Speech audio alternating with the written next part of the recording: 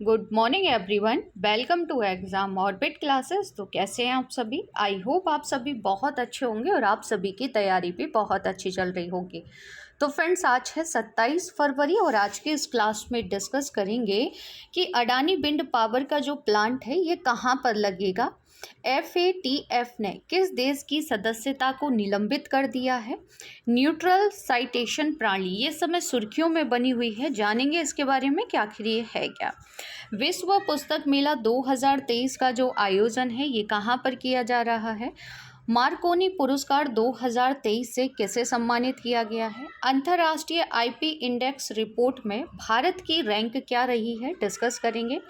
भर्ती परीक्षा में पेपर लीक होने से रोकने के लिए किसने कानून बनाया है, एलोरा अजंता अंतर्राष्ट्रीय जो उत्सव है 2023 का, इसका आयोजन कहाँ पर किया जा रहा है, बरीशु कन्नड़ दिमावा सांस्कृतिक जो उत्सव है इसका उद्घाटन किसने किया है, केंद्रीय मंत्री अमित शाह ने कहां पर कोल जनजाति महाकुंभ को संबोधित किया है।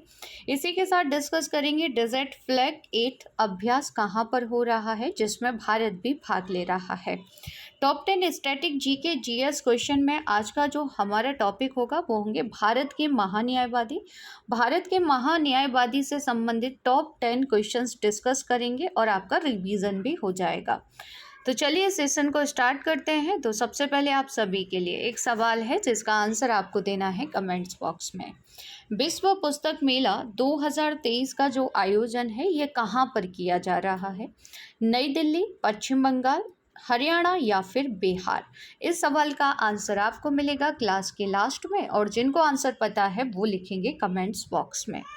तो आज के सेशन का हमारा जो पहला सवाल है कि एलोरा अजंता अंतर्राष्ट्रीय उत्सव 2023 कहाँ पर शुरू हुआ है। तो एलोरा अजंता अंतर्राष्ट्रीय जो उत्सव है इसकी शुरुआत महाराष्ट्र में हुई है। जैसा कि आप सभी जानते हैं कि जो एलोरा अजंता की जो गुफाएं हैं ये कहाँ पर हैं, तो ये औरंगाबाद में आती है। और औरंगाबाद कहाँ पर आता है, तो याद रखेंगे महाराष्ट्र में। डिस्कस करेंगे इस उत्सव के बारे में। तो 7 साल के अंतराल के बाद डॉक्टर बाबा साहब अम्बेडकर मराठावाड़ा यूनिवर्सिटी के परिसर में स्थित ऐतिहासिक सोनारी, याद रखेंगे ये महल पूछा जा सकता है, सोनारी महल में 3 दिवसीय एलोरा अजंता अंतर्राष्ट्रीय उत्सव शुरू हुआ है। कितने सालों बाद, तो 7 साल के अंतराल के बाद इस उत्सव का आयोजन किया जा रहा है। वहीं बात की जाए इस उत्सव की, तो एलोरा अजंता उत्सव एक वार्षिक उत्सव है जहां देश भर के गायक और नर्तक अपनी प्रतिभा को प्रदर्शित करने के लिए एकत्रित होते हैं। भारतीय शास्त्रीय कला के रूप में विशेष रूप से कथक और उड़ीसी लोकप्रिय कलाकारों द्वारा प्रदर्शित किए जाते हैं। पहले सभी शो एलोरा में आयोजित किए जाते थे, लेकिन हाल ही के दिनों में इसका जो स्थान है वो बदलकर औरंगाबाद में सोनेरी महल कर दिया गया है। तो याद रखेंगे ये महल आपसे पूछा जा सकता है कि सोनेरी महल कहाँ पर है, तो ये महाराष्ट्र में आता है। आगे डिस्कस कर लेते हैं कुछ प्रमुख प्रश्नों के बारे में, जैसे कि बौद्ध भिक्षुओं के लिए बनाई गई लोमस ऋषि गुफा किस राज्य में स्थित है, तो याद रखेंगे ये बिहार में आती हैं। बुद्ध पूर्णिमा के अवसर पर कनेरी गुफाओं में विभिन्न जन सुविधाओं का उद्घाटन किस मंत्रालय के द्वारा किया गया था, पर्यटन मंत्रालय के द्वारा। किस राज्य में स्थित मोमलुआ गुफा को यूनेस्को के दुनिया के पहले 100 IUGS भूवैज्ञानिक स्थलों में से एक के रूप में चुना गया है, तो ये गुफाएं मेघालय में आती हैं। फ्रेंड्स, यहाँ से डायरेक्ट क्वेश्चन बन सकता है कि मोमलुआ गुफाएं किस राज्य या केंद्र शासित प्रदेश में स्थित हैं, तो याद रखेंगे ये मेघालय में आती हैं। महास्तूप किसे कहते हैं, तो सांची के स्तूप को महास्तूप कहा जाता है। अब आप मुझे कमेंट्स करके बताइए कि जो अजंता की गुफाएं हैं महाराष्ट्र में, इनका निर्माण किसने करवाया था। डिस्कस कर लेते हैं महाराष्ट्र के बारे में। तो मैप में आप सभी महाराष्ट्र की लोकेशन देख सकते हैं। फ्रेंड्स, महाराष्ट्र की जो राजधानी है वो है मुंबई। महाराष्ट्र के वर्तमान में CM है एकनाथ शिंदे। यहाँ के गवर्नर हैं जो कि हाल ही में बने हैं रमेश बैस, इनका नाम याद रखेंगे आप सभी। वहीं बात की जाए निर्वाचन सीटों की, तो लोकसभा सीटें यहाँ पर 48 हैं, राज्यसभा सीटें 19 हैं, विधानसभा सीटों की संख्या यहाँ पर 288 है। यहाँ का जो प्रमुख लोक नृत्य है इसे हम कहते हैं लावणी। प्रमुख नदियां हैं कृष्णा नदी, गोदावरी नदी और भीमा नदी। झील याद रखेंगे, यहाँ की एक प्रमुख झील है जिसे हम कहते हैं लोनार झील।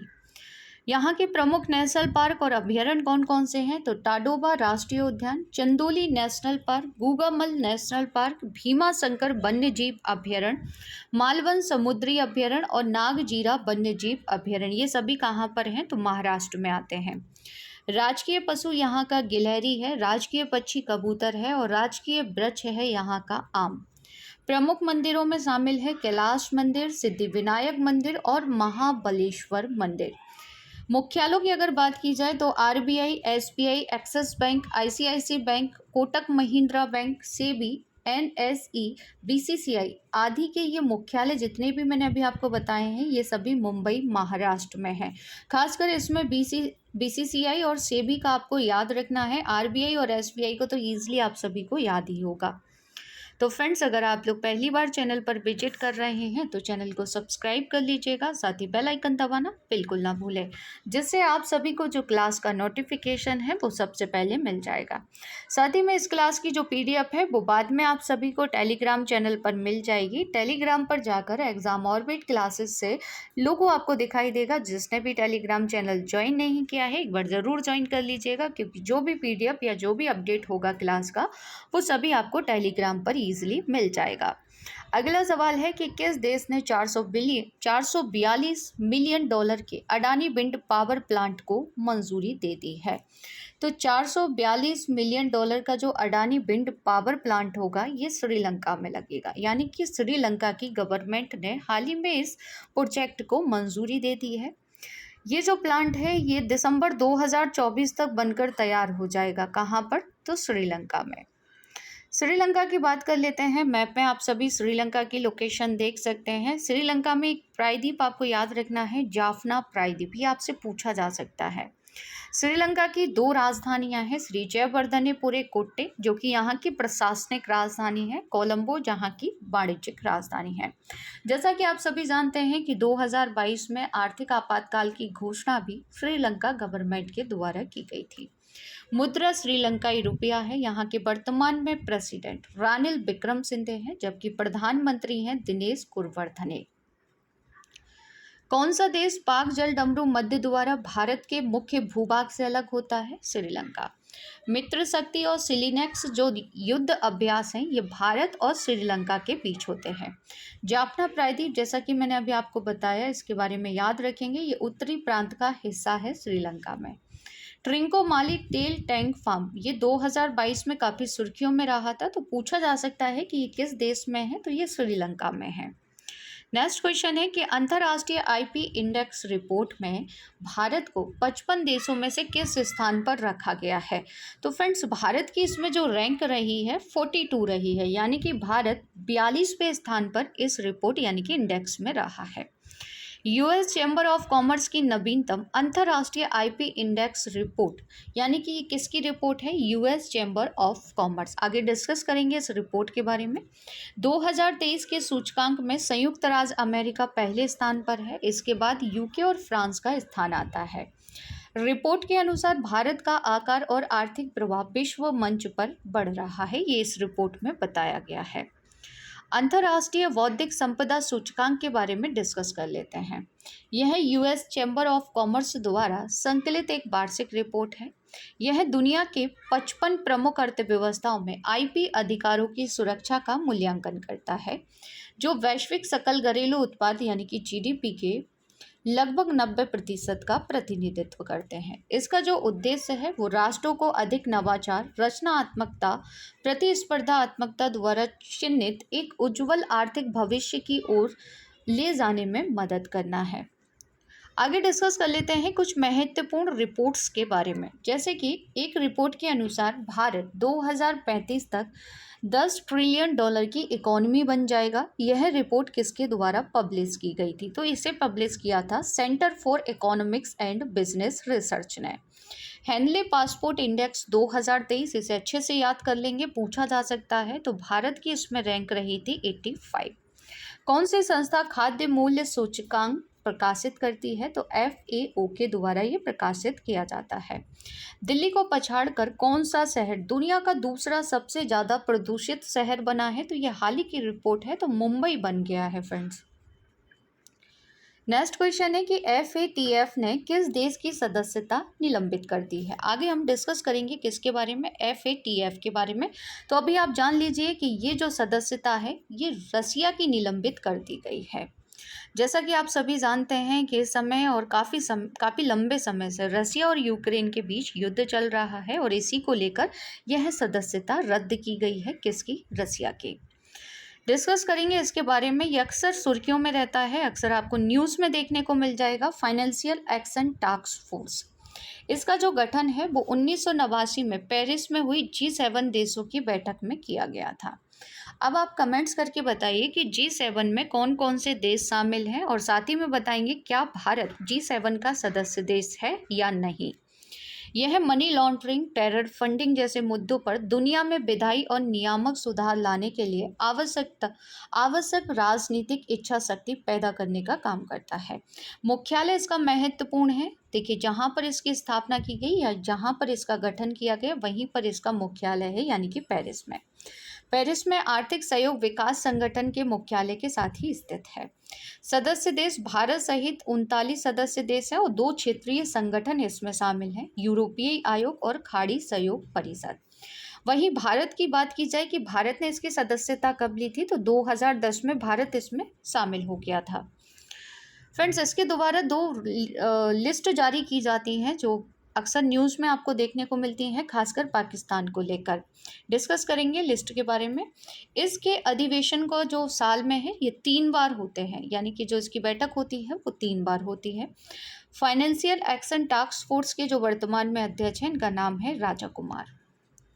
याद होगा आप सभी को ग्रे लिस्ट और ब्लैक लिस्ट, आपने सुना होगा इनके बारे में। तो ग्रे लिस्ट जिन देशों को टेरर फंडिंग और मनी लॉन्ड्रिंग का समर्थन करने के लिए सुरक्षित ठिकाना माना जाता है उन्हें FATF ग्रे लिस्ट में रखा गया है।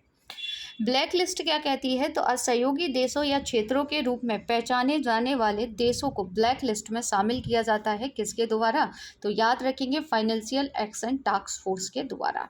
यह देश आतंकी फंडिंग और मनी लॉन्ड्रिंग गतिविधियों का समर्थन करते हैं। तो ये 2 लिस्ट आपको याद रखनी है, पूछ लेता है एग्जाम में कि जैसे ग्रे लिस्ट के बारे में पूछ लेगा कि ग्रे लिस्ट को कौन जारी करता है। 4 ऑप्शंस आपको दिए होंगे तो उसमें से आपको याद रखना है फाइनेंशियल एक्शन टास्क फोर्स इस लिस्ट को जारी करता है।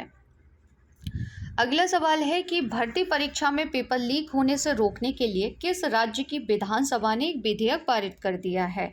तो जैसा कि आप देखते हैं कि पेपर लीक की जो घटना है वो अक्सर न्यूज़ में देखने को आप सभी को मिलती हैं। तो ये जो विधेयक पारित किया गया है ये गुजरात गवर्नमेंट के द्वारा पारित किया गया है। डिस्कस कर लेते हैं इस विधेयक के बारे में।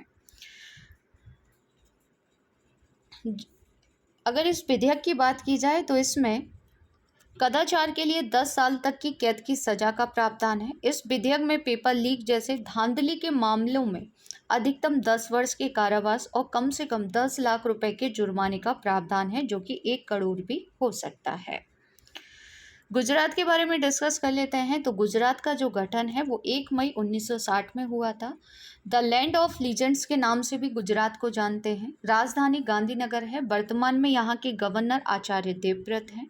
मुख्यमंत्री भूपेंद्र भाई पटेल हैं। विधानसभा सीटें आपको याद रखनी है क्योंकि हाल ही में विधानसभा के इलेक्शन गुजरात में संपन्न हुए थे। तो यहाँ से क्वेश्चन बन सकता है कि गुजरात में विधानसभा सीटों की संख्या कितनी है या कितनी विधानसभा सीटें हैं यहाँ पर, तो 182 हैं। राज्यसभा सीटें 11 हैं और लोकसभा सीटें यहाँ पर 26 हैं। मैप में आप सभी गुजरात की लोकेशन देख सकते हैं। फ्रेंड्स, भारत की जो सबसे ज़्यादा तटीय सीमा रेखा बनाता है, कौन सा राज्य बनाता है, तो याद रखेंगे गुजरात, और दूसरे नंबर पर आता है आंध्र प्रदेश।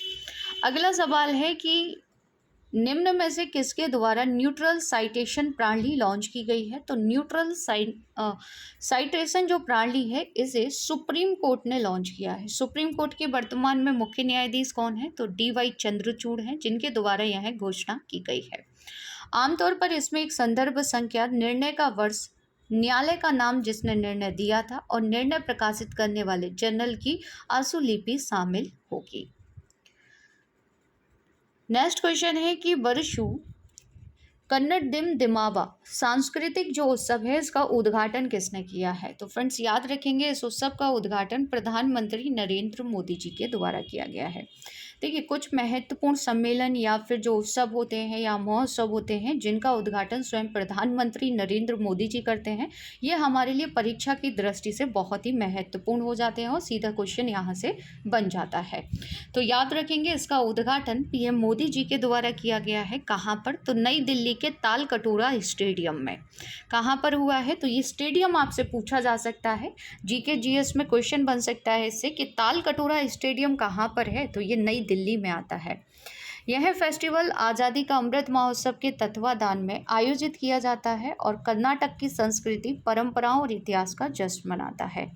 याद होगा आप सभी को कि सरदार वल्लभ भाई पटेल की 140वीं जयंती के अवसर पर 31 अक्टूबर 2015 को प्रधानमंत्री नरेंद्र मोदी जी द्वारा एक भारत श्रेष्ठ भारत कार्यक्रम शुरू किया गया था। तो ये डेट आपको याद रखनी है। क्वेश्चन बनेगा कि एक भारत श्रेष्ठ भारत कार्यक्रम की शुरुआत कब की गई थी, तो 31 अक्टूबर 2015 को। किसने की थी? तो प्रधानमंत्री नरेंद्र मोदी जी ने। अगला सवाल है कि हाल ही में केंद्रीय मंत्री अमित शाह ने कहाँ पर कोल जनजाति महाकुंभ को संबोधित किया है? तो कोल जनजाति महाकुंभ को जो संबोधित किया गया है ये मध्य प्रदेश में किया गया है। मध्य प्रदेश का एक जिला है सतना। सतना में ही इस कार्यक्रम का आयोजन किया गया था। सबरी माता जन्म जयंती के अवसर पर यह आयोजित किया गया था। मार्कोनी पुरस्कार 2023 से किसे सम्मानित किया गया है? तो इनका नाम है हरि बाल कृष्णन, जिन्हें आप सभी पिक में देख सकते हैं, जो कि एक कंप्यूटर वैज्ञानिक हैं। इस पुरस्कार के बारे में डिस्कस कर लेते हैं, कुछ महत्वपूर्ण पुरस्कारों के बारे में डिस्कस कर लेते हैं, जैसे कि एस राजामौली की RR ने SCA में सर्वश्रेष्ठ अंतर्राष्ट्रीय फिल्म का पुरस्कार जीता है। राष्ट्रपति द्रौपदी मुर्मू जी ने संगीत नाटक अकादमी फेलोशिप और संगीत नाटक अकादमी पुरस्कार दिए हैं। डॉक्टर महेंद्र मिश्रा को ढाका में अंतर्राष्ट्रीय मातृभाषा पुरस्कार से सम्मानित किया गया। संसद रत्न पुरस्कार 2023 के लिए इस बार 13 सांसदों को नॉमिनेट किया गया है। डेजर्ट फ्लैग 8 अभ्यास कहाँ पर होगा? तो फ्रेंड्स, इसका आयोजन किया जाएगा संयुक्त अरब अमीरात में, जिसमें हमारी वायुसेना भाग लेने के लिए पहुंच चुकी है। कहाँ पर? तो याद रखेंगे अल धफ्रा हवाई अड्डा। अब ये हवाई अड्डा क्वेश्चन बन सकता है जीके का। अल धफ्रा जो हवाई अड्डा है ये कहाँ पर है या किस देश में है? तो याद रखेंगे संयुक्त अरब अमीरात में। बहुपक्षीय ये अभ्यास होगा। बहुपक्षीय मतलब इसमें और भी देश भाग लेंगे, जैसे कि संयुक्त अरब अमीरात तो ले गए, France, Kuwait, Australia, Britain, Bahrain, Morocco, Spain, Korea गणराज्य, संयुक्त राज्य अमेरिका की वायुसेना इसमें भाग लेंगी, इसलिए बहुपक्षीय हवाई अभ्यास है। 27 फरवरी से 17 मार्च तक इसका आयोजन किया जाएगा। इसका जो उद्देश्य है वो विविध लड़ाकू कार्यक्रमों में भाग लेने के साथ विभिन्न देशों के वायुसेनाओं के सर्वोत्तम अभ्यास को सीखना है। डिस्कस कर लेते हैं संयुक्त अरब अमीरात के बारे में। तो मैप में आप सभी लोकेशन देखेंगे। संयुक्त अरब अमीरात की राजधानी क्या है? अबू धाबी है। चंद्रमा पर अपना पहला रोवर राशिद भेजा था किसने? संयुक्त अरब अमीरात ने। फरवरी 2024 में 13वीं विश्व व्यापार संगठन यानी कि WTO मंत्री स्तरीय जो बैठक है, इसकी मेजबानी कौन करेगा? UAE। ये बैठक आपको याद रखनी है, पूछी जा सकती है।